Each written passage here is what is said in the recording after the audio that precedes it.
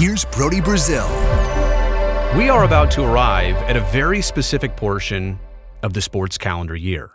And this is something that's been on my mind for a while. I've thought about this. I've contemplated this. I've anticipated this. And if I'm being real, I've worried about this.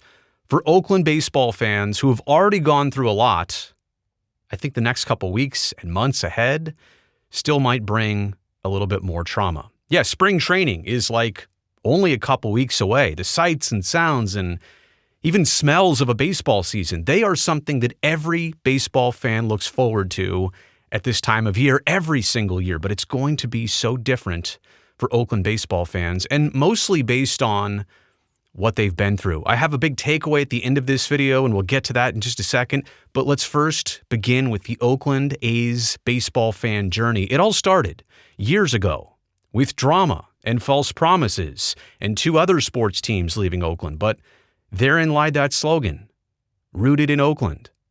And the team trying to buy half of the land, which they successfully did from the county at the Coliseum site, that was the backup plan to the number one plan, which was Howard Terminal, which had so much hype and build up. And again, promise to it. Promise is a big word here, but those promises were not lived up to. And the back and forth between the city and the county and the team and bad relationships all the way around. There were no heroes for anybody in all of this. And then votes and approvals through the summer of 2023 that seemed surreal. The entire legislative process in the state of Nevada to hand out $380 million in a special session almost overnight, and the promises of a stadium, a retractable roof stadium on 9 acres, and sellouts for 30 straight years, and 30% of the fans being tourists, and a lot of things that just didn't make sense because they are so far off the map. They are so unprecedented. And then how about the unanimous approval of baseball owners in November of 2023 to approve relocation? I mean, unanimous. Let's just focus on that part of it, not just the approval, unanimous approval. When does anybody unanimously agree on anything here in 2025 or 2023? But it was a unanimous approval, and just like that, the A's are allowed to move. And we witnessed the final game in Oakland. It was honestly a beautiful day and a beautiful scene. It was just unfortunate the reason everybody was there and all the feelings that everybody had to go through. But we witnessed the final game, and for a lot of people, maybe that was finality. Maybe that was the end of it. Maybe that's where they decided to cut ties.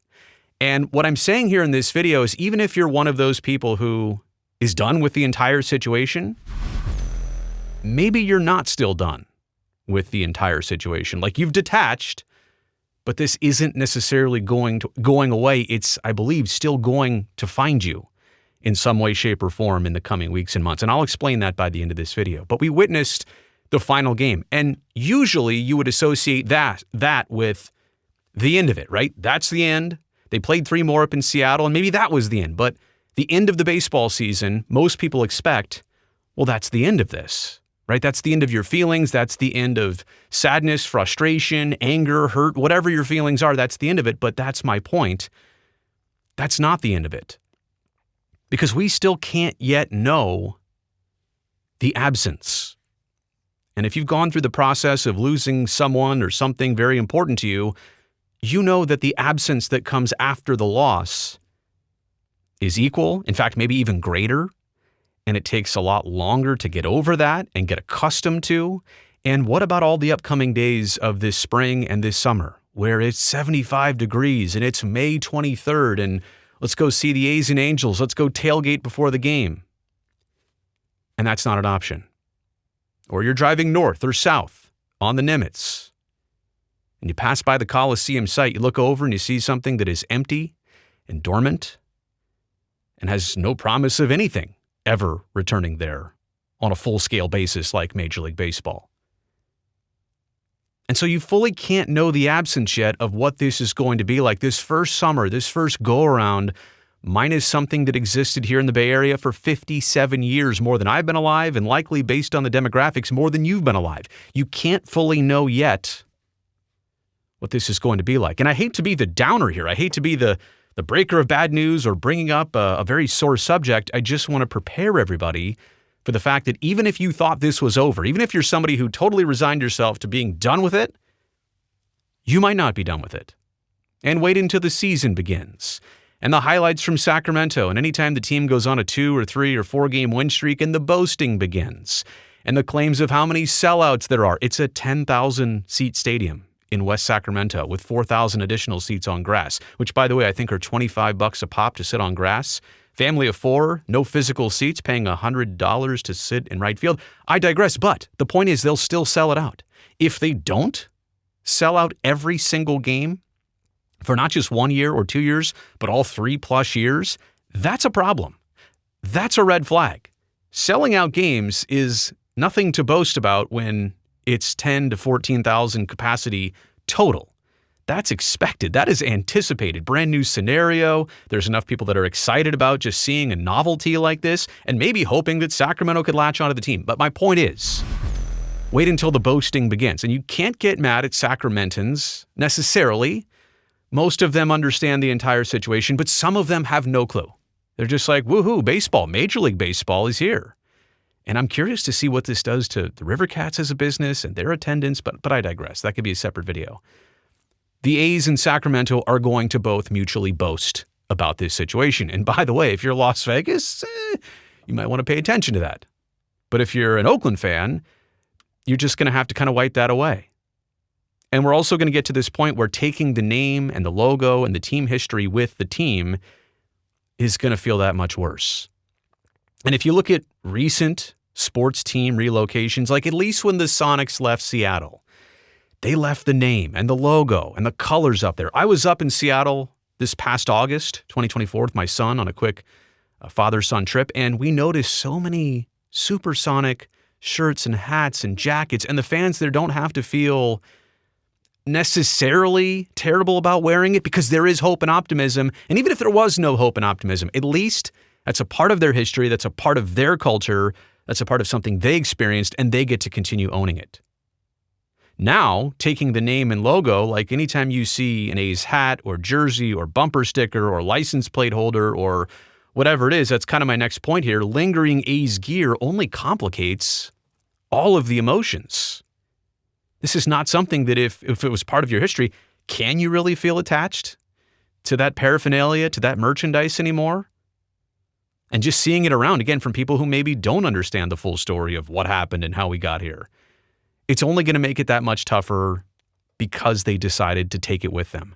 The Arizona Coyotes, right, sold the team to the league. The league turned it around, sold it to Smith Entertainment Group. They become the Utah Hockey Club. They leave the name and logo and colors of the Arizona Coyotes in the desert. So just in case the NHL comes back and awards them a team, which I think is likely, they get to become the Coyotes again. And in the meantime, they don't have to feel terrible about there's a team in Utah wearing all our stuff. That's what A's fans are going to have to go through. Maybe once, maybe twice in the next several years. And all the historic clips will be played of highlights and the streak and the 89 World Series and everything that's happened in recent years. I mean, the three-peat, all of that stuff existed at the Coliseum. And for as much as a season happens and history is revisited, all of the history is still here in the Bay Area. It's not in Sacramento or Las Vegas or anywhere else. And I understand you're going to say, what about Kansas City and Philadelphia? That was almost 60 years ago. And Philadelphia was, almost 80 years ago. So the point is, everything recent, everything tangible, captured on video, everything that we're about to see historically is still kind of painful because it's from Oakland. So my big takeaway, my number one point here is maybe the worst parts of all of this haven't even happened yet.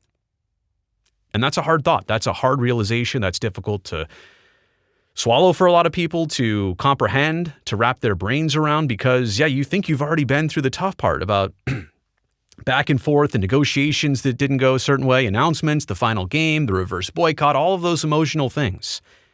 Maybe, though, we're about to witness this upcoming summer the start of the really long and difficult part that we fully couldn't even comprehend before.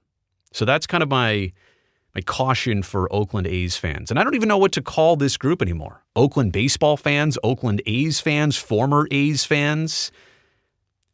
It's hard to label this group because it's all so new and it's all still so fresh what to title that group. But I know there's a demographic out there of people who were only Oakland A's fans. They're not going to be Sacramento A's fans. And yeah, you know what? I saw that in the San Francisco Chronicle recently. They're going to refer to this baseball team as the Sacramento A's and Athletics while they play in Sacramento. I think that's only right, to be honest. I know the team came out with what they'd like to be called, no Sacramento designation, and then they put a patch on their shoulder that says Sacramento on it. And they have giveaways that feature 916, the area code of Sacramento. So you can't have it both ways. And I understand you don't want to tie in too tight to Sacramento just in case maybe Las Vegas works, but what if it doesn't work? It is a very interesting spot. Going back to the Oakland side of this, I just want to caution everybody for what lies ahead. Maybe this is something that you weren't even thinking about. Thumbs up down below since you made it here to the end of this video. That'll help me and this video and this channel. And one more thing. I know this was a hard one to watch, but make sure you're subscribing down below so I can definitely see you back here next time.